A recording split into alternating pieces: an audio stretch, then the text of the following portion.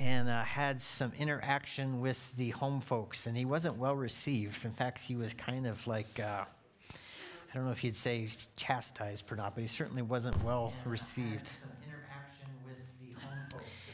This is a special new talent that I just recently developed. So we'll trust that the guys in the back are getting that figured out. All right, I like that. Technology, don't you? Cool. I'm going to give them a second. All right, sounds like we're back on track there. All right. I just love the unexpected. You know, stuff like that happens, and it kind of can't.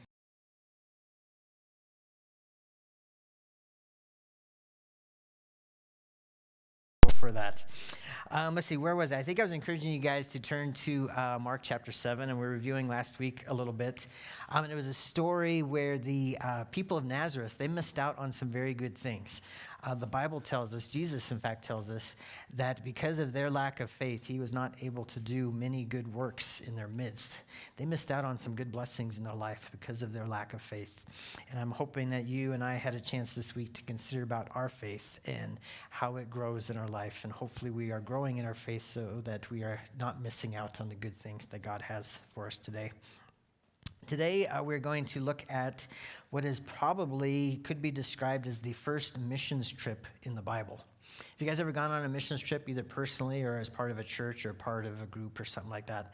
I've had the privilege of going on a few missions trips myself. I had the privilege of going to Honduras one time.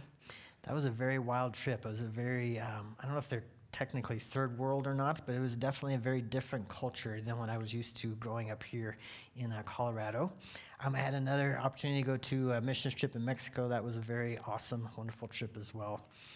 My most favorite missions trip that I ever went on was one that I went on as a high schooler with my youth group back in the day. It's a long time ago.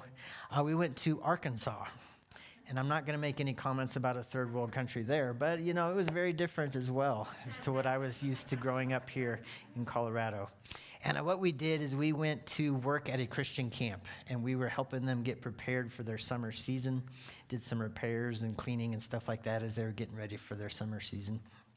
And the one thing that I really remember that really stuck in my mind is that at the end of our trip, one of the families that was involved with this camp wanted to bless us as a group. So they brought us their own homemade vanilla ice cream. And oh man, it was awesome. It made Ben and Jerry look like a couple of saps. I mean, it was this homemade vanilla ice cream was just so amazing. It was so cool to see how these folks were able to bless us in that way, in such a simple, awesome way. Today we're going to see the disciples themselves go out on a missions trip. I don't know that they got any ice cream on their trip or not, but they certainly got to participate in some good things and see the goodness of God's work. I'm going to read for us Mark chapter 6. I'm going to read verses 7 through 11. And as I do this, I'm going to ask you guys just to simply observe. And what do you guys see in this passage as we're reading through here? What do you see? What is it that we're going to learn here today? So in Mark chapter 6, starting in verse 7, it says this. It says, "And he," that's referring to Jesus, "and he called the 12 and began to send them out 2 by 2 and gave them authority over the unclean spirits. He charged them to take nothing for their journey except a staff. No bread, no bag, no money in their bags, or belts, but to wear sandals and not put on 2 tunics. And he said to them, whenever you enter a house, stay there until you depart from there. And if any place will not receive you and they will not listen to you, when you leave, shake off the dust that is on their feet as a testimony against them." So they went out and proclaimed that people should repent. And they cast out many demons and anointed with oil many who were sick and healed them. Kind of a cool story, huh? Theologians often, and when I say theologians, men and women who study the word and like to share the word, they often like to describe Bible passages of one or of 2 kinds. They will say a particular passage or a particular story for us is descriptive or prescriptive. And what they mean by that is when they say something is prescriptive, it means we read a passage and we are told what to do. Or sometimes we're told what not to do. If If you guys are familiar with the Sermon on the Mount in Matthew chapter 7, and it's found in the other Gospels as well, but Matthew not chapter 7, Matthew 5, chapters 5 through 7, we have 3 chapters of prescription to us. Here's what to do, here's what not to do. Jesus tells us, do this, please don't do that. Things like do not murder.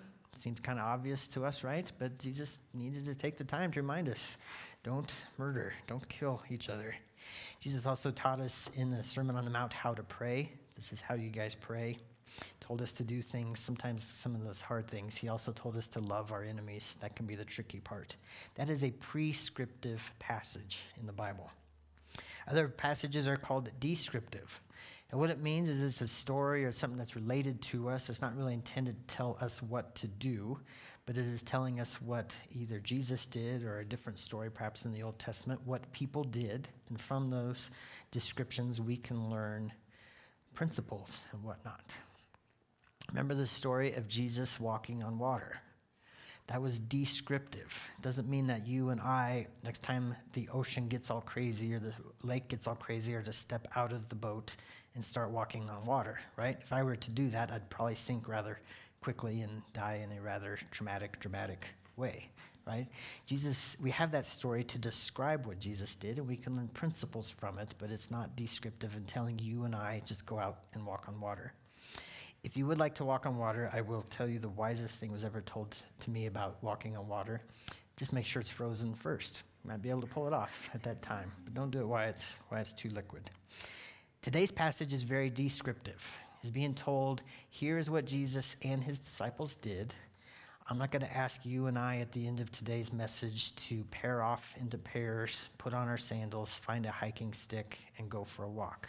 We're not going to do anything like that, but we're going to learn some pretty cool things that do apply to you and I today and in our walk and in our faith.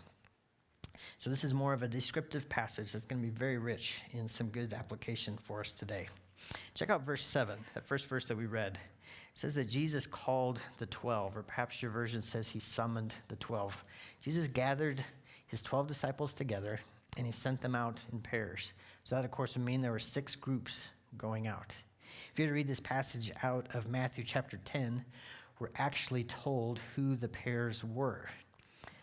Simon Peter got paired up with his brother Andrew. They went out together. Thomas, who we sometimes call Doubting Thomas, he was paired up with Matthew, the tax collector. Those two went out together.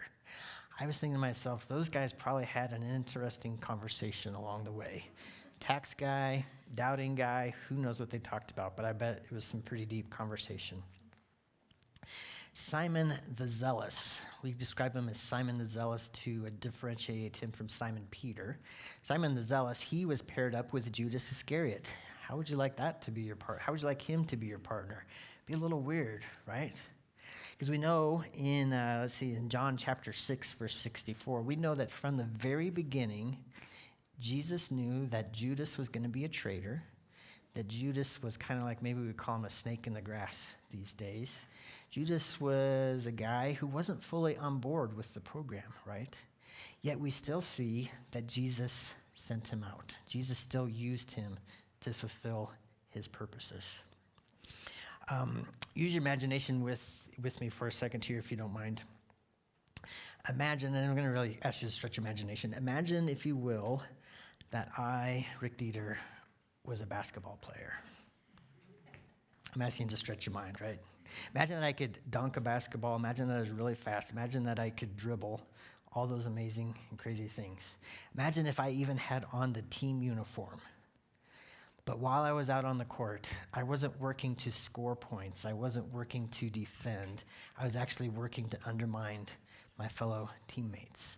That's kind of like what Judas was with this group of people.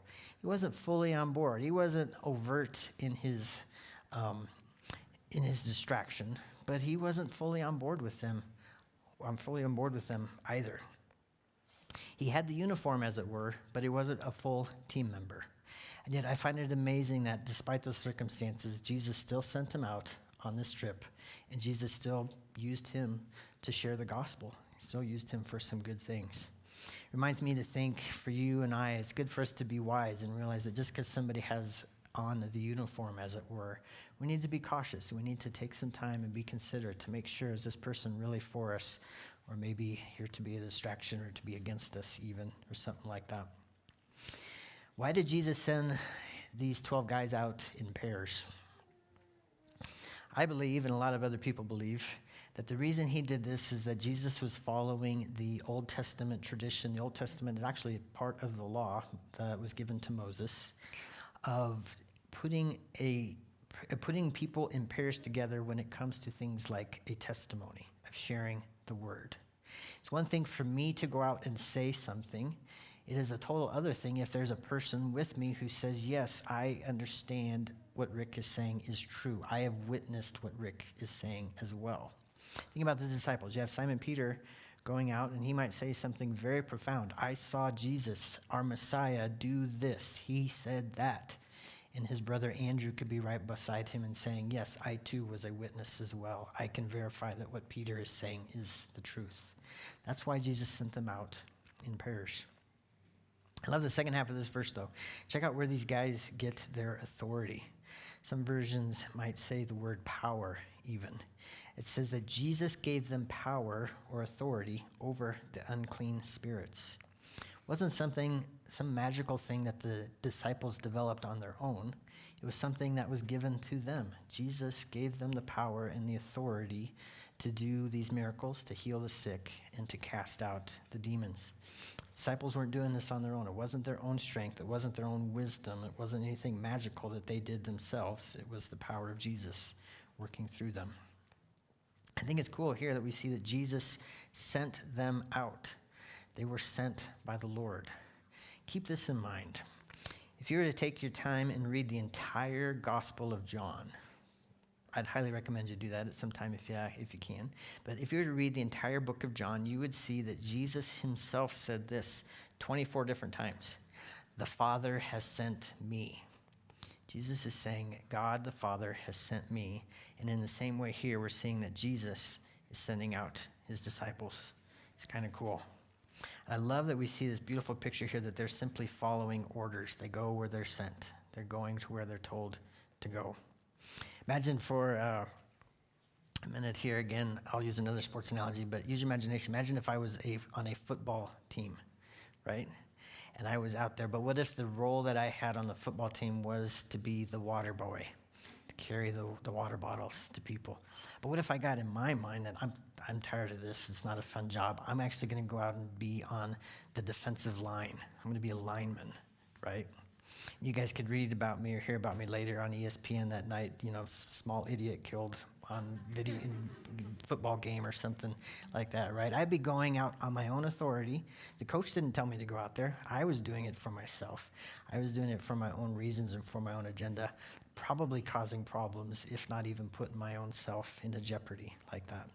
We see that the disciples, the things they did because they were given authority by God. It wasn't themselves promoting themselves or doing it for themselves. Check out the next couple verses 8 and 9 there. He told them to take nothing with them on their journey except a staff. Don't take any bread. Take no bags. Take no money in your belts. Simply wear a sandal. In fact, don't even take 2 tunics, or we might say don't take 2 coats. To keep it light, to keep it simple. Why was this? I think Jesus here was training and encouraging his disciples to be dependent upon God. Think about your resources, what you have. And some of us, we could probably list off a lot of resources that we have that we've been blessed with, right? But if I were to list off a very long list of resources for myself, I'd probably start putting my own faith and my own hope in myself and my resources and not relying on God to be doing his good things through us. He tells them, just take a staff. Don't take any bread. Don't take any money even. It seems kind of reckless to me, but that was what God's instructions were. Jesus' instructions were to them at this time. Alistair Begg likes to say this, that Jesus here was trying to teach his disciples to keep it simple. Don't get complicated with what you have and with what you're taking with you. Keep it simple. Because you see, sometimes clutter can slow us down. I can have all these things and I can justify all these things as being awesome and wonderful, but it can slow me down. Perhaps this summer you might, you might invite me to climb a 14er with you. And we meet at the trailhead at the bottom. We're getting ready to go climb that mountain. Imagine if I showed up with 3 bags of stuff, right? And he asked me, what is in those bags? And I said, well, in this first bag, I have 7 coats.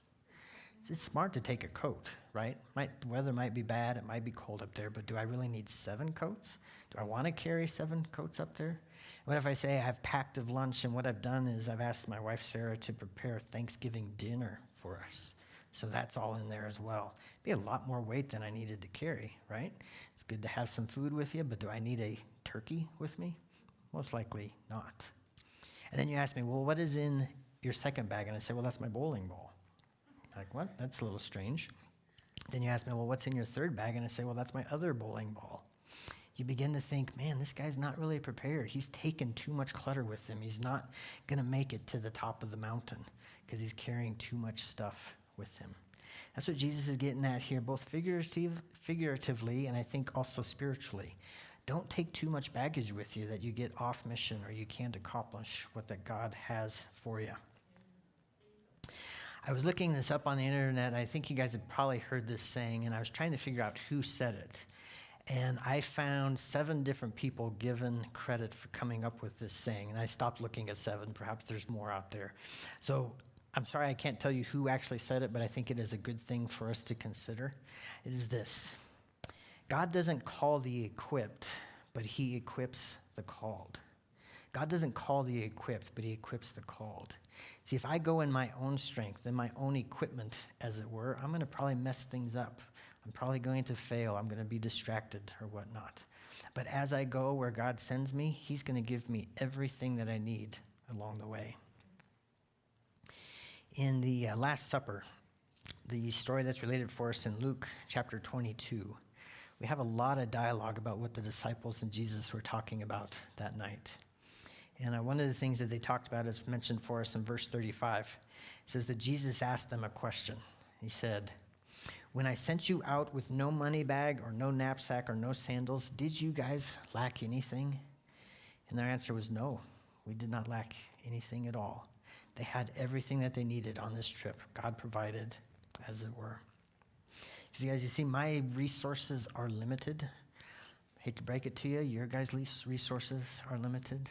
Sometimes my resources are even limiting. In other words, they can distract me, or I can be more in love with my resources than in love with whatever it is that God has for me at the time.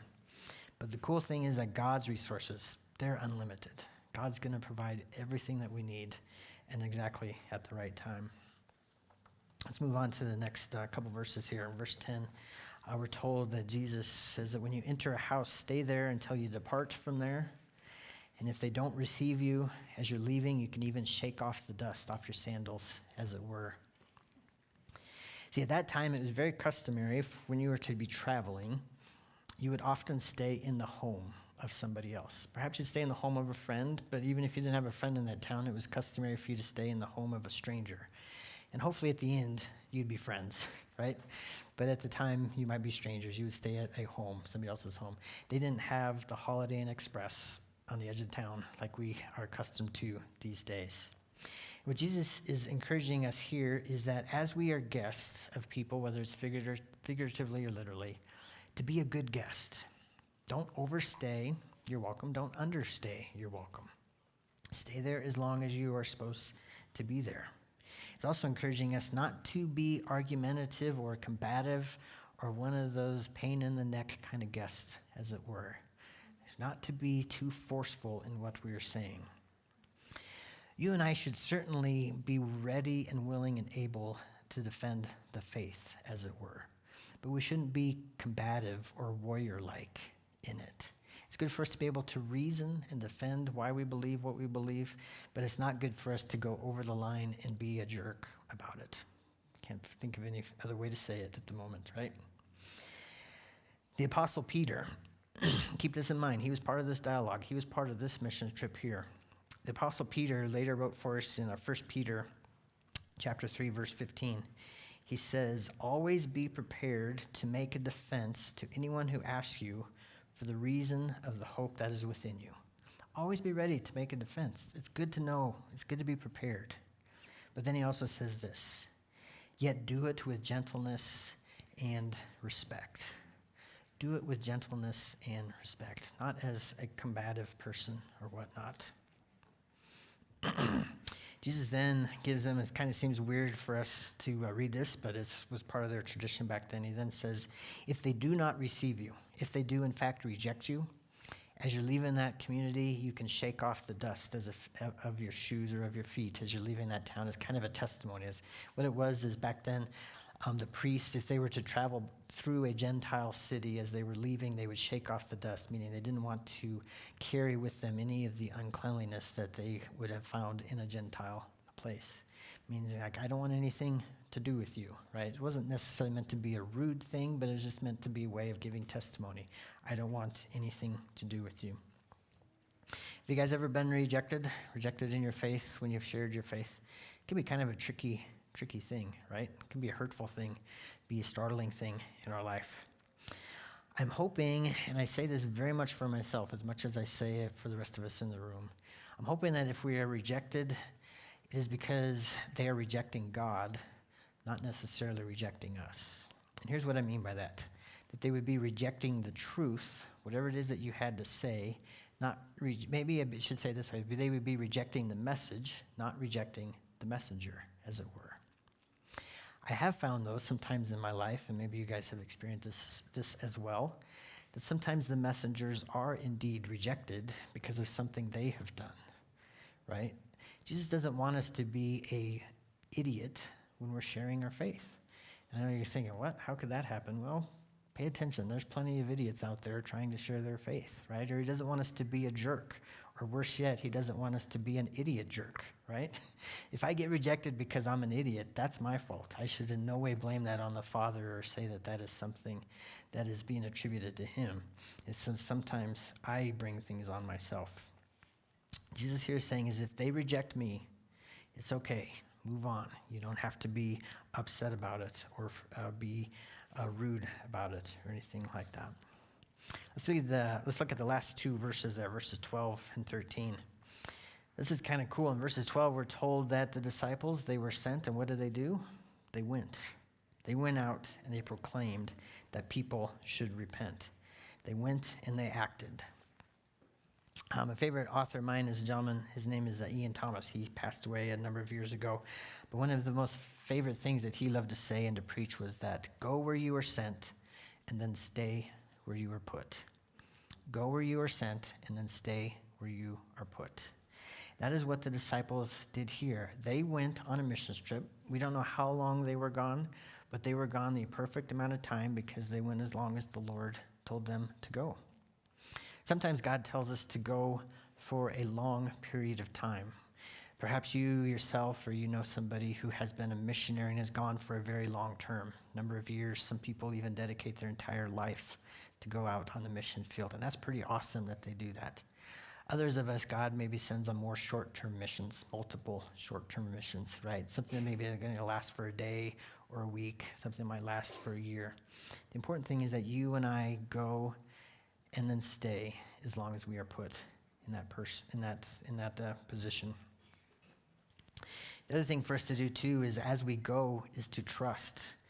Remember and rely on the fact that God is going to provide as we go.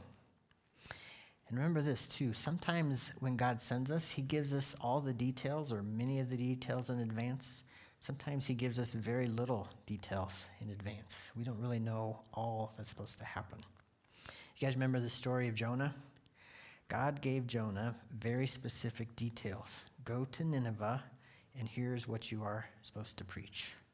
Now, if you know the story of Jonah, he didn't get there very quickly. He kind of took a roundabout underwater kind of passage to get there. But he did indeed, right, get there. God was very clear, gave him very clear instructions. The what and the where. That's pretty awesome. But you might also recall that when God told Moses and the Israelites to leave Egypt, he didn't give them full instructions at that time. He told them, I'm sending you to the promised land, but he didn't give them the GPS coordinates. He said, you're going to have to follow me. And of course, they did eventually get there as they followed the Lord. The important thing is when we go with what we know, and we trust that God's going to provide along the way. I think this is kind of cool here. We see in verse 13 that because of the disciples' obedience, some cool things happened. It says, and remember where their authority came from. It says in verse 13 that they indeed cast out many demons and even healed many people who had been sick. How awesome is that? Their simple obedience was producing some rather miraculous and marvelous results. That's pretty awesome. As we wrap up here, I want to ask you guys 4 questions. Give you 4 questions to think about this week or think about later this afternoon that have to do with this passage here. And here's what the questions are. First one is, where has God sent you? Where has God sent you? Has God sent you across the street to simply love and minister to a neighbor? Has God sent you across town? Sometimes God sends us across the country or across the world even, but where has God sent you? Sometimes, as I said, it's very short distance. Other times it's a very long distance, but where has God sent you? The next question is this: why has God sent you? Why did he send you where he sent you? Did he send you to literally share the gospel, proclaim the good news, as it were? Perhaps he sent you to just simply love some people and be supportive and helpful in some way. Perhaps he sent you, it's kind of a tradition on many missions trips, you do a service project of some kind, right? You build something or you fix something, repair something, offer service of some kind. I found for myself, sometimes God hasn't sent me so much for the blessing of the other people involved, but for the blessing of myself in the sense of to learn something about myself or to learn something about him, to grow in my faith a little bit. Why has God sent you? Third question is, how are you getting there? How are you going? Is it your own strength, your own resources, your own talents? Might get you part of the way there, might get you there for a while or whatnot. Or are you going in the power and authority that God has granted you, and you're going there in the strength that he's granted you? And you might think you're a little short on resources at the moment, but you're confident that God will provide along the way. How are you getting there? The last question is similar to some of the other ones, but it's also very different. Why are you going? Am I going because God has indeed sent me somewhere and I'm going in obedience and love? It's a great reason to go. Or am I maybe going for my own glory and my own benefit? I'm going to go out, I'm going to do something amazingly awesome, and the reason I'm doing it is because when I come back, I'm hoping all you guys will give me a standing ovation. It's not the best reason to be going. I need to be going because God has sent me, and I'm going because I'm seeking to honor God in what I do and honor God in what is said and what is done. The best motive, the only motive actually that should be for any of us going on a trip, going on a mission of any kind like this, is because we're going because God has sent us and we're going for his glory. 4 questions. Where has God sent you? Why has God sent you? How are you getting there? And why are you going in the first place? Let me close this in prayer. I encourage you guys to have a great week ahead. Father, thank you that you have indeed given us all missions to be on. Sometimes small, sometimes big, sometimes near and far, Lord, but we are grateful that you do have things for all of us to do. Help us, Lord, to do what it is that you would like us to do. Help us to do it by your authority, by your grace, by your power. And Lord, we thank you that you always provide for us. You always take care of us as we're doing that. Lord, use us this week. Use us to share your love with someone. Use us to share your truth. Help us to be mindful and observant of what's going around and to see how it is that you would like to love others through us. Lord, prepare us for a good week ahead, and we do indeed thank you in advance for the good things that you're doing in our life. And we pray this in your name. Amen. Well, thank you for joining us today. Trust that you guys have a great week. I feel a little blessed that we didn't get pounded by that snow, but if you're here to ski, all right, we'll pray for snow tonight, so it'll be there in the morning for you. But you guys have a great day ahead, and I trust that we'll see you next week.